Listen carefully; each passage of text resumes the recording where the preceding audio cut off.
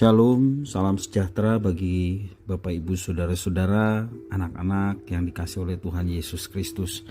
Jumpa kembali bersama saya Pendeta Eka di dalam renungan firman Tuhan pada hari ini, hari Kamis 10 Maret 2022. Sukacita dan damai sejahtera dari Tuhan Yesus Kristus kiranya menyertai kehidupan Bapak Ibu Saudara-saudara sekalian.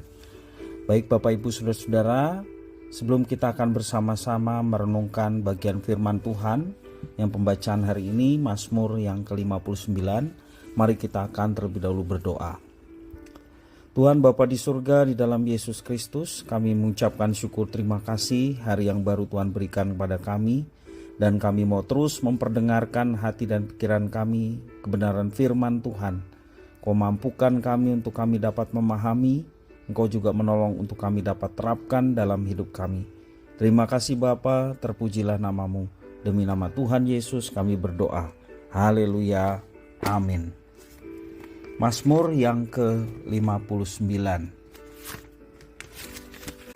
Untuk pemimpin biduan menurut lagu, jangan memusnahkan Miktam dari Daud ketika Saul menyuruh orang mengawasi rumahnya untuk membunuh dia. Lepaskanlah aku daripada musuhku ya Allahku. Bentengilah aku terhadap orang-orang yang bangkit melawan aku. Lepaskanlah aku daripada orang-orang yang melakukan kejahatan, dan selamatkanlah aku daripada penumpah-penumpah darah. Sebab sesungguhnya mereka menghadang nyawaku. Orang-orang perkasa menyerbu aku, padahal aku tidak melakukan pelanggaran. Aku tidak berdosa, ya Tuhan. Aku tidak bersalah. Merekalah yang lari dan bersiap-siap.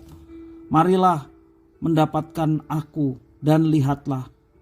Engkau Tuhan Allah semesta alam adalah Allah Israel. Bangunlah untuk menghukum segala bangsa. Janganlah mengasihani mereka yang melakukan kejahatan dengan berkhianat. Pada waktu senja mereka datang kembali. Mereka melonglong seperti anjing dan mengelilingi kota.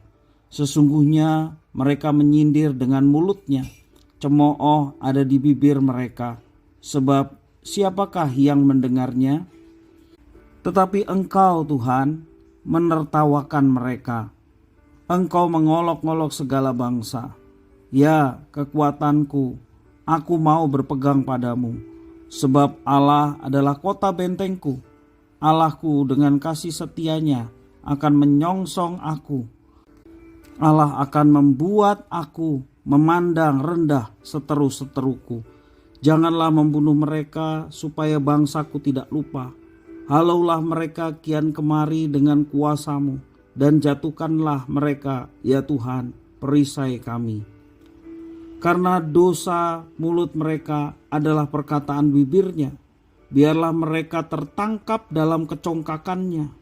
Oleh karena sumpah serapah dan dusta yang mereka ceritakan, habisilah mereka dalam geram, habisilah sehingga mereka tidak ada lagi, supaya mereka sadar bahwa Allah memerintah di antara keturunan Yakub sampai ke ujung bumi. Pada waktu senja mereka datang kembali, mereka melolong seperti anjing dan mengelilingi kota. Mereka mengembara mencari makan.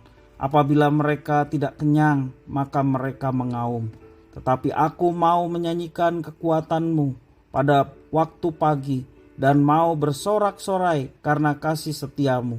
Sebab Engkau telah menjadi kota bentengku, tempat pelarianku pada waktu kesesakanku. Ya kekuatanku, bagimu aku mau bermazmur. Sebab Allah adalah kota bentengku, Allahku dengan kasih setianya.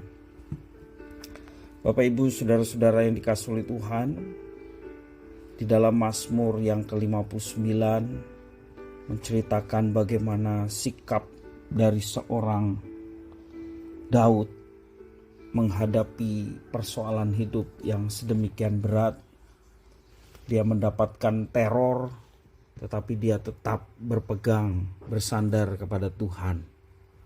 Bapak Ibu Saudara-saudara, menurut kamus kata teror itu berarti usaha untuk menciptakan ketakutan, kengerian, dan kekejaman oleh seseorang atau golongan.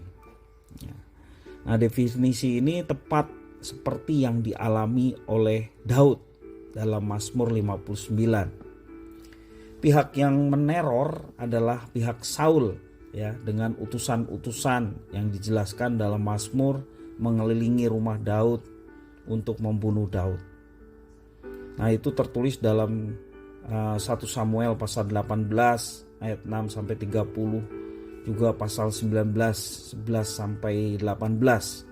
Bagaimana Raja Saul membenci Daud. Alasannya sederhana, yakni Saul iri hati kepada Daud karena rakyat Israel lebih memuja Daud daripada Raja Saul.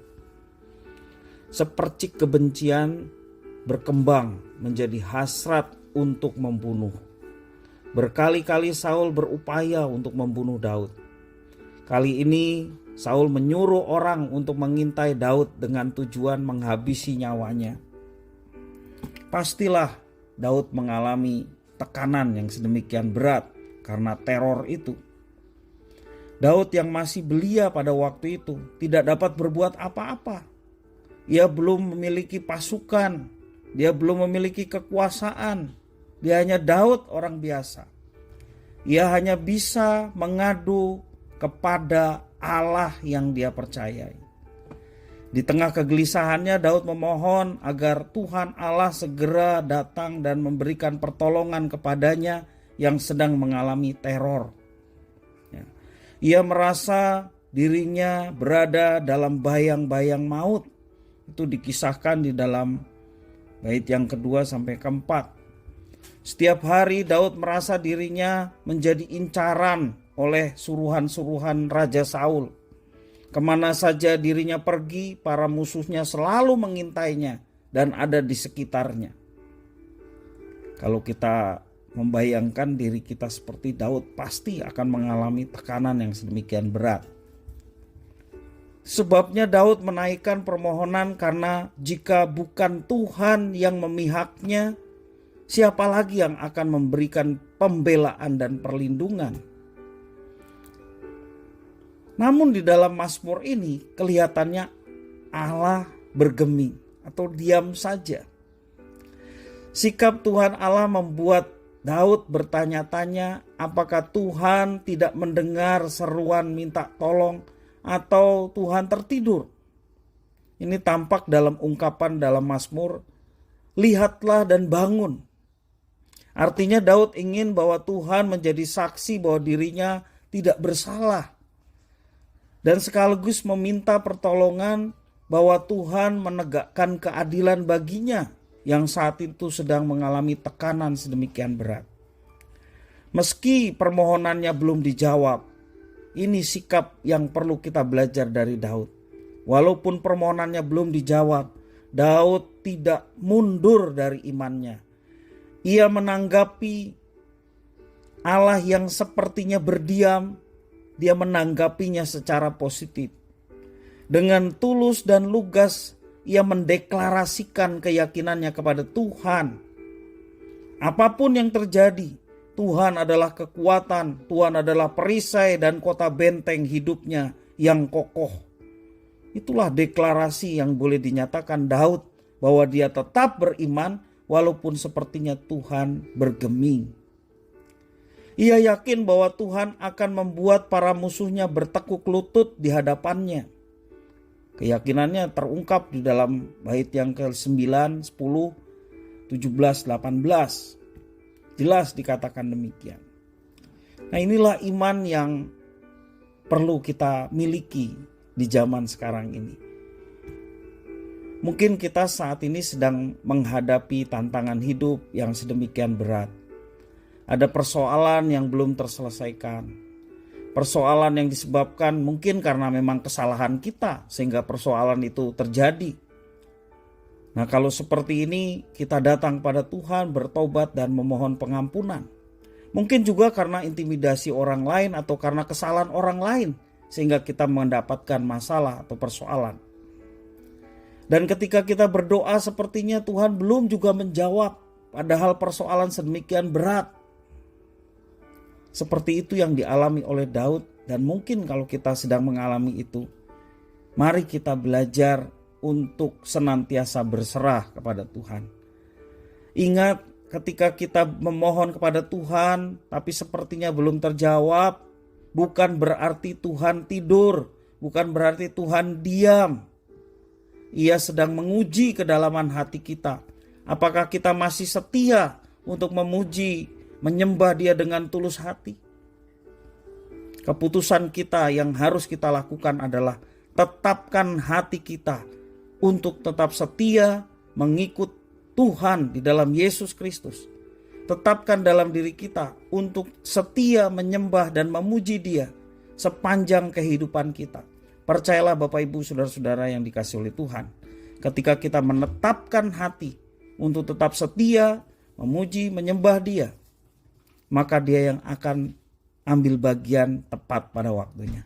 Tuhan tidak diam, Tuhan tidak tidur, tetapi Dia menunggu saat yang tepat untuk memberikan kuasa dan kasih-Nya kepada setiap orang yang setia. Karena itu sekali lagi mari kita tetapkan hati untuk tetap setia mengikut Yesus, menyembah dan memuji Dia sepanjang hidup kita. Kiranya firman ini memberkati kita sekalian. Mari kita berdoa. Tuhan Bapa di surga, kami mengucapkan syukur dan terima kasih atas firman Tuhan. Belajar dari pemazmur di tengah persoalan, tekanan yang sedemikian berat, tetapi tetap mengandalkan Tuhan dan dia boleh mengalami ketenangan.